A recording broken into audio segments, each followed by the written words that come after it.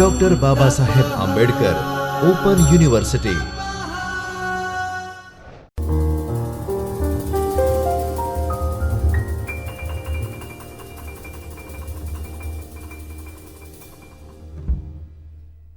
Welcome students.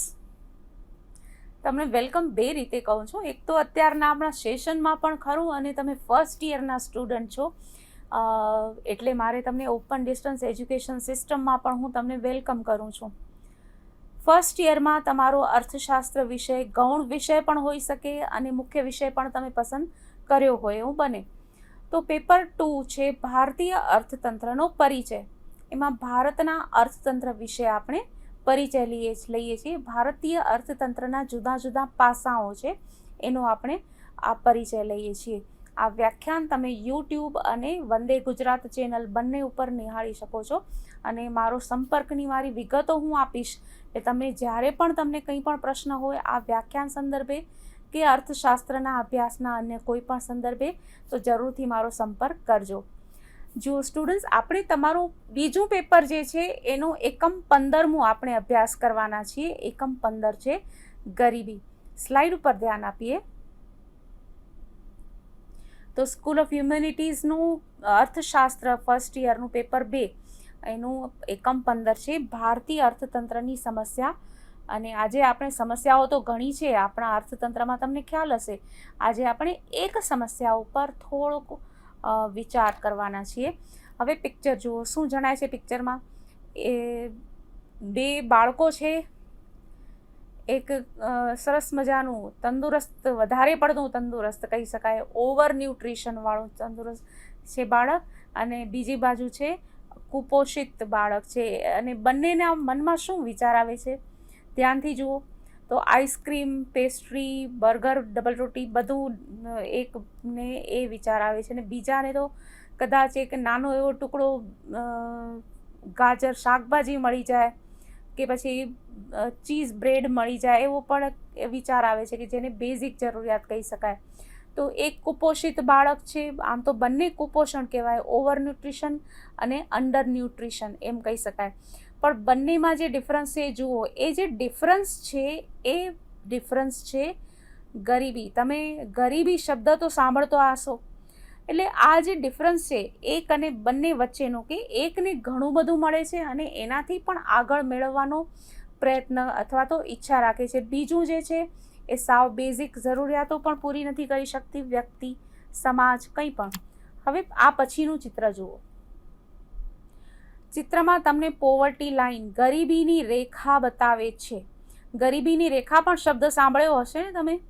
તો ગરીબીની રેખા એટલે શું?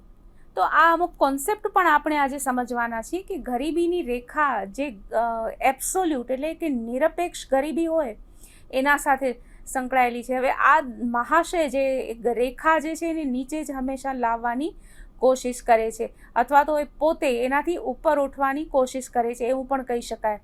આ કાર્ટૂન જે બનાવેલું છે એના ઉપરથી કે આપણે દરેક વ્યક્તિ ગરીબી રેખાથી ઉપર આવવાની કોશિશ કરે છે. અને ઘણી વખત એવું કાર્ટૂન પણ બતાવાતું હોય છે કે જે સરકારના પ્રતિનિધિ હોય છે એ લોકો ગરીબી રેખાથી હંમેશા ગરીબી રેખાની જે નીચે રહેતા લોકો છે એને ઉપર લઈ આવવાનો પ્રયત્ન પણ એ લોકો કરતા હોય છે. પણ હંમેશા જ્યારે કોઈ પણ સમસ્યા ખરેખર આપણે ઉકેલવા બેસીએ ત્યારે માત્ર એમાં એક જ મુદ્દો નથી હોતો, ને એના ઘણા બધા પાસાઓ હોય છે કે જેને કારણે કદાચ સમસ્યા ઉકેલી શકાય, ન પણ ઉકેલી શકાય, કદાચ થોડીક ઉકેલી શકાય. તો આજે આપણે જે અભ્યાસ કરવાના છીએ એ છે ગરીબીનો. હવે આ એકમની આપણે રૂપરેખા જોઈએ તો આ એકમમાં આપણે શું અભ્યાસ કરવાના છીએ? તો સૌથી પહેલાં તો સ્વાભાવિક જ કે ગરીબીનો અર્થ આપણે સમજવાના છીએ, એના પ્રકાર, ગરીબીનું માપન, ગરીબીનું પ્રમાણ, ગરીબીના કારણ અને ઉપાય.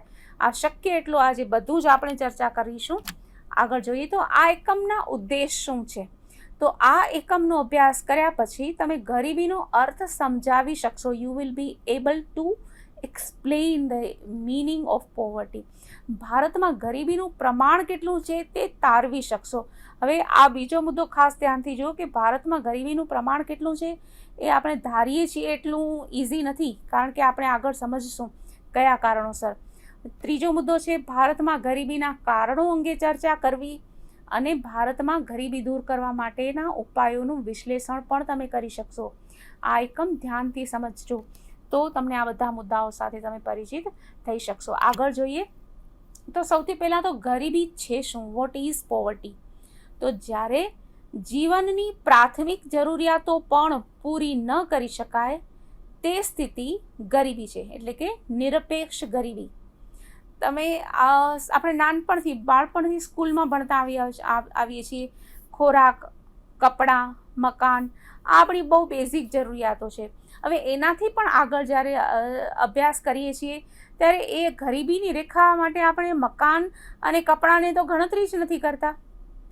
પણ જીવન ટકાવવા માટે બેઝિક કેટલી કેલરી ખોરાકની જરૂર છે, એ ખોરાક જો ન મળે તો આપણે એને ગરીબ કહીએ છીએ.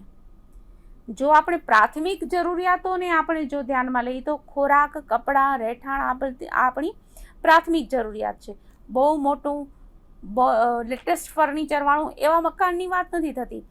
પણ ધારો કે કોઈ પરિવાર છે, કોઈ વ્યક્તિ છે, સતત વરસાદને કારણે, સતત ઠંડીને, ઘણી બધી ઠંડીને કારણે કે અતિશય ગરમીને કારણે મૃત્યુ ન પામે એટલા માટે એના ઉપર છત તો જોઈએ ને. તો આવી બેઝિક નીડ્સ પણ જે પૂરી ન કરી શકે એ લોકોને ગરીબ કહીએ છીએ. એ નિરપેક્ષ ગરીબી છે. ગરીબીનો બીજો પ્રકાર, આપણે બધા ગરીબ છીએ કારણ કે આપણા કરતાં હંમેશા અન્ય કોઈક વ્યક્તિ, અન્ય કોઈક વર્ગ એની આવક વધારે જ હોવાની. એને થોડુંક પોઝિટિવ વિચારસરણી એ પણ કહી શકાય કે આપણે અમીર છીએ, રીચમાં આવીએ, કારણ કે ઘણા લોકો એવા પણ છે કે જે આપણા કરતાં પણ ઓછી આવક મેળવે છે. એના માટે શું કહ્યું છે સ્લાઇડમાં જોઈએ તો નિરપેક્ષ અને પછી આવે છે સાપેક્ષ ગરીબી.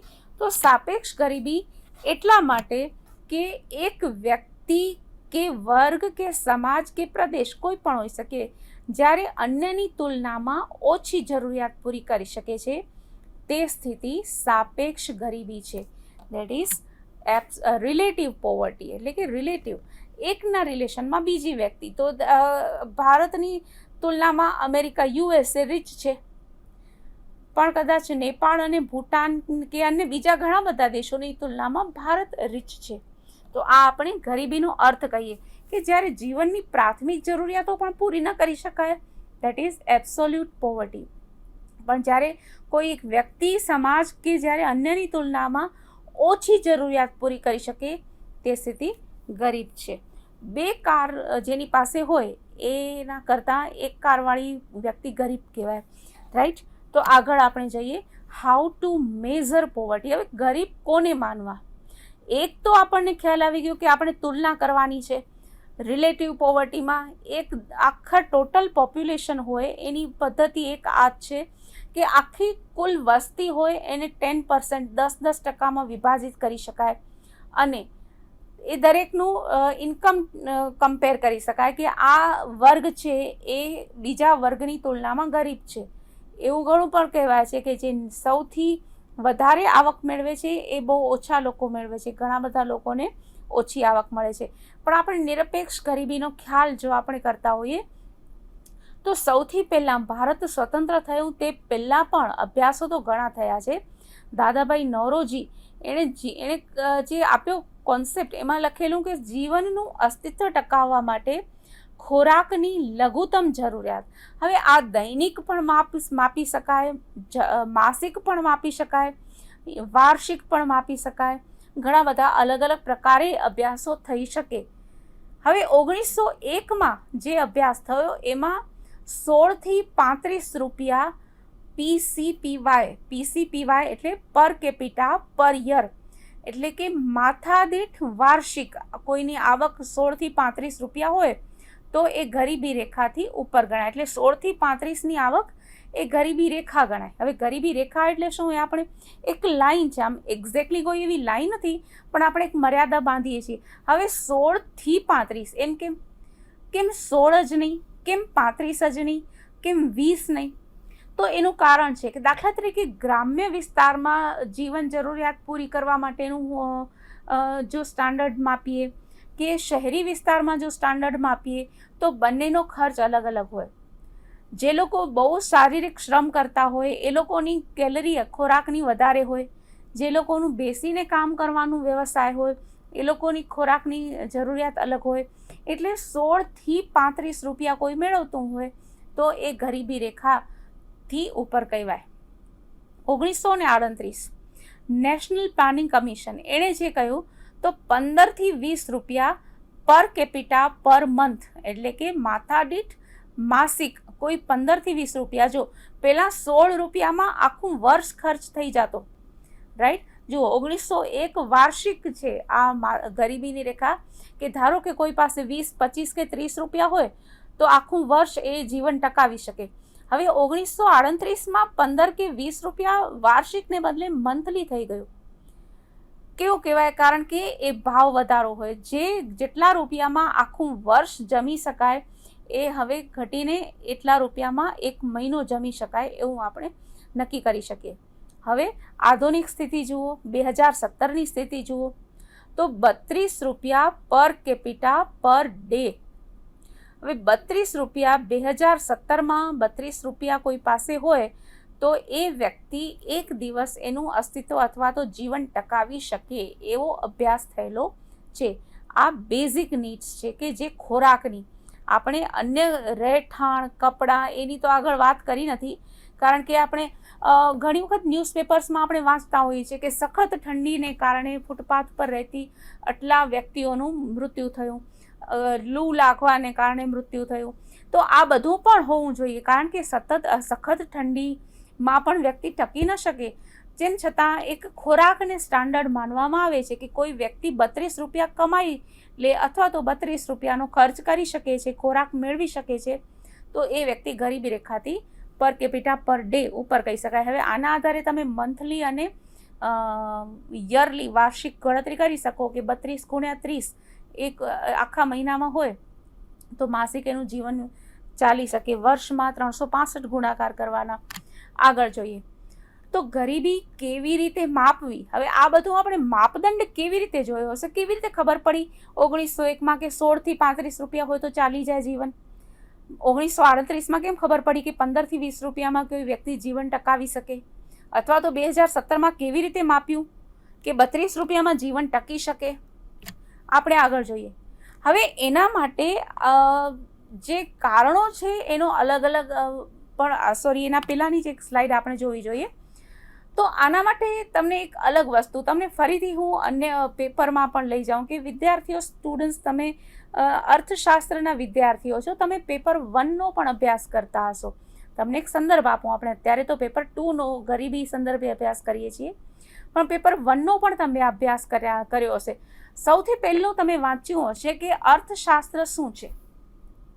તો અર્થશાસ્ત્રની તમને ઘણી બધી વ્યાખ્યાઓ આપેલી છે, એક જ વ્યાખ્યા નથી, રાઈટ. તો એની એક જ વ્યાખ્યા નથી, કારણ કે આ સમાજશાસ્ત્ર છે. સમાજશાસ્ત્ર હંમેશા પરિવર્તનશીલ હોય છે, એની વ્યાખ્યાઓ પણ ઘણી બધી હોઈ શકે, એમાં દરેકના મત પણ અલગ અલગ હોઈ શકે, અભિપ્રાય અલગ અલગ હોઈ શકે, અને બધા જ સાચા હોય, કોઈ પણ સંપૂર્ણ રીતે સાચો ન હોય. એટલે કે બધા સાચા પણ હોય અને દરેકમાં કંઈક ને કંઈક ખામી પણ હોય. તો આ માપદંડ છે એ દરેક અલગ અલગ રીતે કાઢે છે.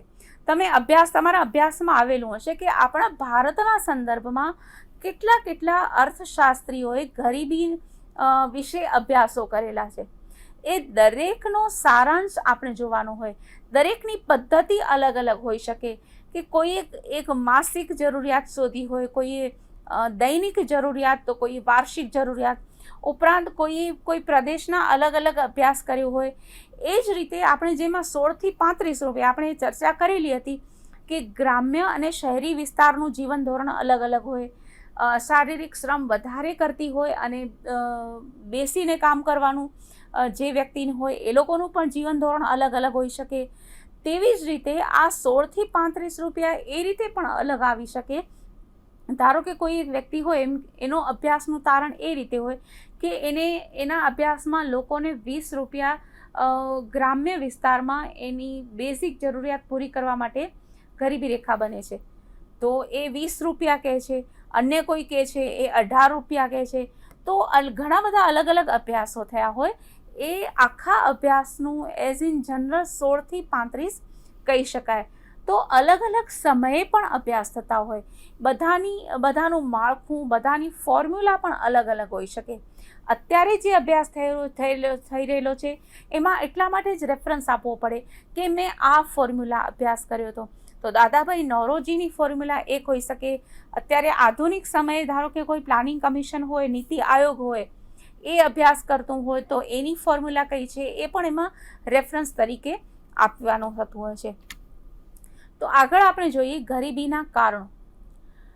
હવે ગરીબીનું કારણ તો એનું ગરીબીનું વિષ ચક્ર કહેવાય છે. તમે કદાચ આ એક સેન્ટેન્સ સાંભળેલું હશે કે poors are poor because they are poor. ગરીબ લોકો ગરીબ છે કારણ કે એ લોકો ગરીબ છે. આ તમને થોડુંક હાસ્યાસ્પદ લાગતું હોય પણ એ હકીકત છે. હવે કયા કારણો? આ ગરીબીનું વિષ ચક્ર છે. જે લોકોએ શિક્ષણ કે તાલીમ નથી મેળવ્યું એ લોકો ગરીબ છે, એટલે એ લોકોને રોજગાર નથી મળતો, એટલે એ લોકોની આવક નથી થતી, એટલા માટે એ લોકો શિક્ષણ નથી મેળવતા, અને ફરીથી એટલા માટે જ એ લોકો ગરીબ પણ રહે છે. ગરીબ છે એટલે શિક્ષણ નથી મેળવતા, અને શિક્ષણ નથી મેળવતા એટલે ગરીબ છે. તો આ આખું વિષ ચક્ર છે. હવે એના ગરીબીના કારણોનો જો આપણે અભ્યાસ કરીએ, આ દરેકે દરેક કારણ ઉપર આખી ચર્ચા થઈ શકે એમ છે. આપણે થોડું થોડું દરેક ઉપર વિચારીએ. તો સૌથી પહેલાં શિક્ષણ અને તાલીમનો અભાવ હોય તો ગરીબ હોય. હવે અહીંયા તમે કહેશો કે અત્યારે કેટલી બધી સ્કૂલ છે, બધા જ અભ્યાસ કરે છે, ઘણા બધા લોકો અભ્યાસ કરે છે, અને પાછી એ ફરિયાદ પણ આપણી સાંભળતા હોઈએ છીએ કે મેં તો આટલો બધો અભ્યાસ કર્યો છે અને મને રોજગાર નથી મળ્યો, હું ગરીબ છું. પણ અહીંયા પ્રશ્ન ઊભો થાય છે કે જે પ્રકારના રોજગારની, જે પ્રકારની તાલીમની જરૂર હોય એ પ્રકારનો અભ્યાસ કર્યો છે? જે પ્રકારના રોજગારની બજારમાં જરૂરિયાત હોય તે પ્રકારનો અભ્યાસ કરેલો હોય તો એ વ્યક્તિ જરૂરથી રોજગાર મેળવે. એટલે માત્ર શિક્ષણ અને તાલીમ, દરેક વ્યક્તિ એક જ પ્રકારનો અભ્યાસ કરતા હોય, દરેક વ્યક્તિ એક જ પ્રકારનો અભ્યાસ કરતા હોય તો પણ બધા લોકોને એ જ જોબ મળે એવું જરૂરી નથી હોતું. ત્રીજી વાત કે દરેક વ્યક્તિને જે પ્રકારનો જોબ છે તે પ્રકારનું શિક્ષણ મળવું જોઈએ એવી ખબર નથી હોતી, ત્યાં શિક્ષણની સુવિધા નથી હોતી. એટલે શિક્ષણ અને તાલીમનો અભાવ એટલે માત્ર વ્યક્તિની ખામી એમ ન પણ કહી શકાય. એને માહિતી ન મળતી હોય, એને સુવિધા ન મળતી હોય, એની સ્પર્ધા ક્ષમતા, એની અભ્યાસ કર્યો હોય છતાં એની ક્વોલિટી એ ના આપી શકતા હોય કામમાં, ઘણા બધા કારણોસર એ શિક્ષણ અને તાલીમ પ્રોપર મેળવી શકતા ન હોય તો એ ગરીબ હોઈ શકે. બીજું, રોકાણનો અભાવ. હવે રોકાણ એટલે આપણે ઇન જનરલ અર્થશાસ્ત્રમાં મૂડી રોકાણ પ્રત્યે આપણે મોટાભાગે ચર્ચામાં લેતા હોઈએ છીએ, પણ રોકાણ અહીંયા ઘણી બધી બાબતે હોઈ શકે. દાખલા તરીકે જે વ્યક્તિએ યોગ્ય રીતે તાલીમ મેળવવામાં સમયનું રોકાણ કરવું જોઈએ. કોઈ એક વ્યક્તિ પાસે સમય છે પણ એ મોજ શોખમાં વિતાવે છે, ફરવામાં, ફિલ્મો જોવામાં, તો એ સમયનું રોકાણ ખોટી રીતે કરે છે. જો એ તાલીમ અને અભ્યાસ માટે રોકાણ થતું હોય એના પાસેના સમયનું, તો એ રોજગાર મેળવી શકે. એટલા માટે રોકાણનો અભાવ અને યોગ્ય રોકાણનો અભાવ એ પણ આપણે શબ્દ કહી શકીએ. ત્રીજો મુદ્દો, ઉત્પાદન સાધનો અથવા તો સંપત્તિની માલિકી ન હોવી. અહીંયા ઘણી બાબતમાં એવું હોય છે કે બહુ ઘણા સમય પહેલાં સામંતશાહી ને એવી બધી પદ્ધતિઓ હતી, જમીનદારી પદ્ધતિ. તો ખેડૂતો જે ખેતી કરતા એ જમીનના માલિકો નહોતા, તો એ લોકો જીવનભર ખેતી કરે પણ માલિક ન હોવાને કારણે એ લોકો ગરીબ જ રહે. બીજી બાજુ જે લોકો ફેક્ટરીઓમાં આખો દિવસ કામ કરતા હોય પણ એ લોકોની ફેક્ટરીની માલિકી ન હોય એટલે એ લોકો ગરીબ જ રહે. આ રીતે ઉત્પાદનનું સાધન ન હોય, ઉત્પાદન સાધનની માલિકી ન હોય, અથવા તો સંપત્તિ ન હોય. કોઈ પાસે, ઘણા એવી રીતે આપણે વાત સાંભળતા હોઈએ છીએ કે મારે બહુ સારો વ્યવસાય કરવો છે, મારે બિઝનેસ કરવો છે, પણ મારી પાસે મૂડી નથી. નંબર 1, મારી પાસે મૂડી છે પણ મારી પાસે સમય નથી. તો આ ઘણા બધા કારણોસર કોઈ પણ ઉત્પાદનનું કોઈ એક સાધન ન પણ હોય તો એના અભાવે ઉત્પાદનની પ્રક્રિયા કે આર્થિક વિકાસની પ્રક્રિયા થઈ શકે નહીં અને ગરીબી રહે. ગરીબીના બધા કારણો છે. આગળ જોઈએ અતિવસ્તી, હવે આ જનરલ કહી શકાય અથવા તો બહુ એક નાનું, અત્યારના આધુનિક સમયમાં તો હવે ઘણો બધો ફેરફાર થતો આવે છે કે મોટા ભાગે ભારત દેશની ઓળખ ગરીબ તરીકે એટલા માટે હોય છે કારણ કે ભારતમાં વસ્તી બહુ ઘણી છે. ઘણી વખત કહેવામાં આવે છે, તુલના કરવામાં આવે છે કે ચીન અને ભારતની વસ્તી વધારે. થોડીક આપણે કલ્પના કરીએ કે તમે ચીનનો નકશો જુઓ અને ભારતનો નકશો આપણે જોઈએ તો ચીન તો કેટલો મોટો વિસ્તાર છે, બહુ મોટા વિસ્તારમાં એણે વધારે વસ્તીને સમાવવાની છે, જ્યારે ભારત પાસે બહુ નાનો ભૌગોલિક વિસ્તાર છે અને એ નાના ભૌગોલિક વિસ્તારમાં એણે આટલી બધી વસ્તીને સમાવવાની છે. આ જ વાત આપણે સમષ્ટિમાંથી વ્યક્તિ ઉપર પણ લઈ આવી શકીએ કે મોટા પરિવાર હોય. એક સમય એવો હતો જૂના સમયમાં કે કોઈ એક પરિવારમાં 8 થી 10 બાળકો હોય તો સ્વાભાવિક જ છે કે દરેક વ્યક્તિની બધી જ જરૂરિયાતો પૂરી ન થઈ શકે. ધીમે ધીમે પરિવાર નાના થતા ગયા. આધુનિક સમયમાં પરિવાર ઘણા જ નાના છે તો સ્વાભાવિક રીતે ગરીબી દૂર થાય છે. તો અતિવસ્તી એ સમાજની દ્રષ્ટિએ જોઈએ, રાષ્ટ્રની દ્રષ્ટિએ જોઈએ કે પરિવારની દ્રષ્ટિએ જોઈએ, એ પરિવારમાં ગરીબીનું કારણ બની શકે છે. બેરોજગારી, આ બેરોજગારી અને તાલીમ, શિક્ષણ, એના બંનેનો આપણે જે શરૂઆતમાં ચર્ચા કરી એ કહી શકાય. રોજગાર ક્યાં મળે છે એ માહિતી ન હોય, રોજગાર માટે કયા પ્રકારની સ્કિલ જોઈએ એની માહિતી ન હોય, અથવા તો એ માહિતી હોય પણ એ પ્રકારની તાલીમ, એ પ્રકારની સ્કિલ મેળવવાની સુવિધા ન હોય, ટ્રેનિંગ ઇન્સ્ટિટ્યૂટ ન હોય, એવી તક ન મળતી હોય, કદાચ હોય તો એના માટે ભરવી પડતી હોય ફી, તો એ ફીસ ભરવાની રકમ અથવા તો નાણાકીય સગવડ ન હોય. તો આ ઘણા બધા પાસાઓ છે કે એના કારણે કરીને બેરોજગારી હોય છે. હવે બેરોજગારીના આ વ્યક્તિગત પાસા અથવા તો પુરવઠા બાજુના, હવે માંગ બાજુના આપણે આ પાસાઓનો વિચાર કરીએ તો કયા પ્રકારની રોજગારી આપણને મળી શકે? તો જે પ્રદેશમાં આર્થિક વિકાસ ઘણો થયો હોય એ પ્રદેશમાં બેરોજગારીનું પ્રમાણ ઓછું હોય. જે પ્રદેશમાં આર્થિક પ્રવૃત્તિઓ વિકસી ન હોય તે પ્રદેશમાં બેરોજગારીનું પ્રમાણ વધારે હોય. તો જ્યાં વધારે રોજગાર મળતો હોય ત્યાં લોકોએ જવું જોઈએ, પણ પરિવહનની સુવિધા ન હોય તો લોકો કેવી રીતે આવી શકે ત્યાં રોજગાર મેળવવા? તો આ ઘણી બધી એવી બાબતો છે. અથવા તો એમ પણ કહી શકીએ કે ઘણી વખત ઉદ્યોગો સ્થાપના કરવા ઈચ્છતા હોય, ઇન્ડસ્ટ્રીયાલિસ્ટ હોય, ઇન્ડસ્ટ્રીની સ્થાપના કરવા ઈચ્છતા હોય, પણ એવી જમીન ન હોય, એવું બીજું બધું ઇન્ફ્રાસ્ટ્રક્ચર ન હોય તો ઇન્ડસ્ટ્રીયલ સ્થાપના ન થઈ શકે. તો આ બધા જ એવા કારણો છે કે રોજગારીની તકો ઓછી હોય અને સમાજમાં બેરોજગારીનું પ્રમાણ વધારે હોય. ઘણી વખત એવી વ્યાખ્યા પણ કરવામાં આવે છે કે લોકો સ્વરોજગાર નથી કરતા હોતા કદાચ, તો પણ ઘણી વખત અપેક્ષિત એવું હોય છે કે જે સરકાર હોય છે એ રોજગાર આપે તો અમે કામ કરીએ. તો ત્યાં સુધી ઘણી બધી વ્યક્તિ બેરોજગાર રહેવાનું પસંદ કરે. એનામાં કદાચ સ્કિલ હોય, આવડત હોય, કુશળતા હોય, એની તાલીમ લીધી હોય, પણ એ સ્વરોજગાર ક્ષેત્રે આગળ ન વધે તો પણ બેરોજગાર રહી શકે છે.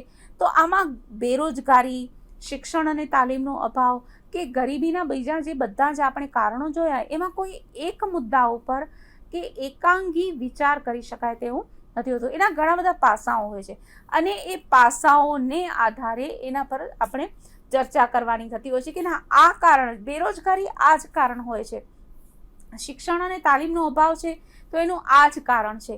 તો એવું બધું નથી હોતું અને ઘણા બધા કારણો એકબીજા સાથે જોડાયેલા પણ હોય છે.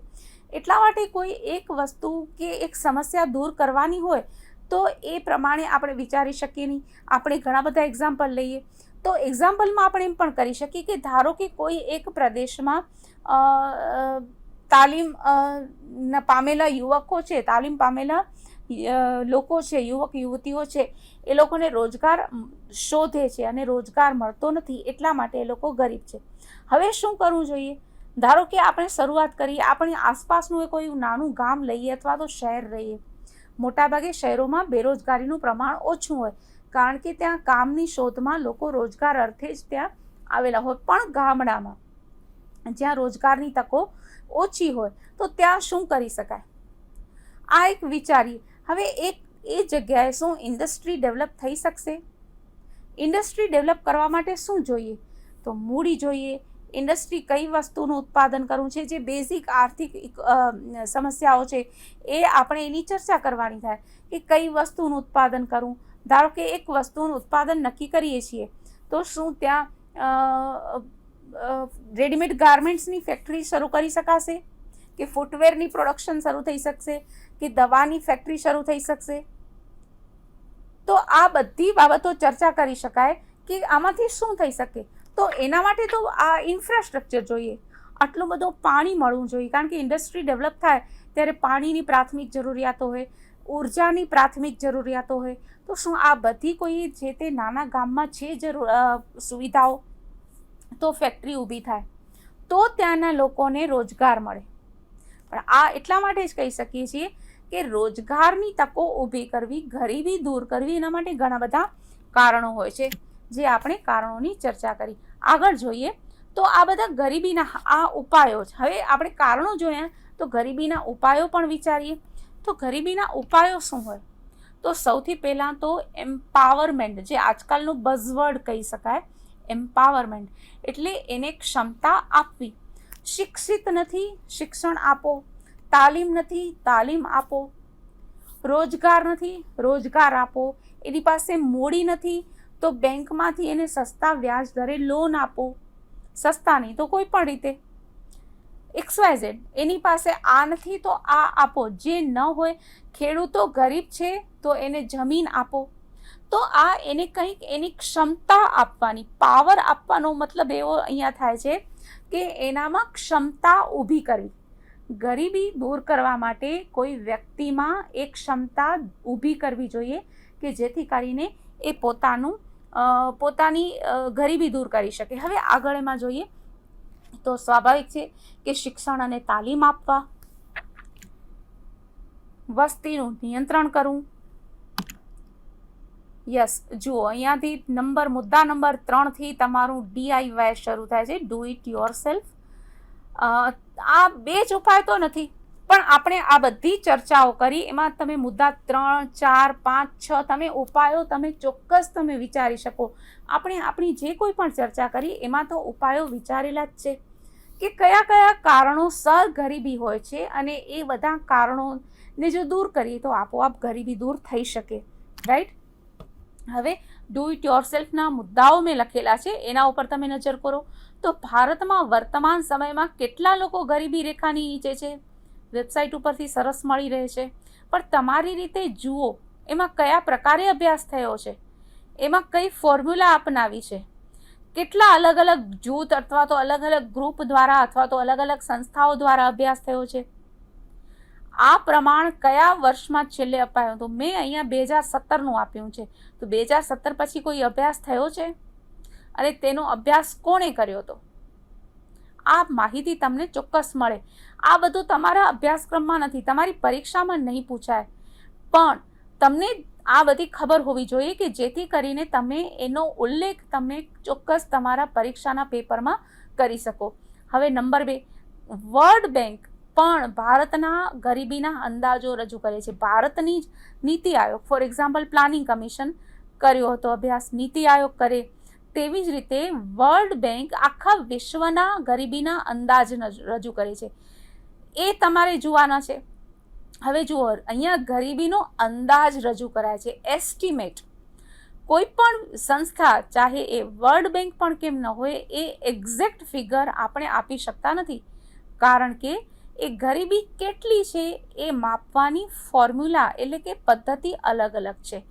એ તમારે જોવાની છે કે લોકો કઈ કઈ રીતે અભ્યાસ કરે છે. દાંડેકર અને રથ છે, એ લોકોએ પણ અભ્યાસ કર્યો છે. દાદાભાઈ નૌરોજી છે, એણે પણ અભ્યાસ કર્યો છે, અને બીજા ઘણા બધા અભ્યાસોએ ગરીબીનો અભ્યાસ કર્યો છે. દરેકની ફોર્મ્યુલા અલગ અલગ હોય, અને ચોક્કસ તમે ગરીબીના ઉપાયોની ચર્ચા કરો કે જેથી કરીને શક્ય છે કે તમે કેમ નહીં આપણે પણ ક્યાંક ગરીબી દૂર કરવામાં મદદરૂપ થઈ શકીએ.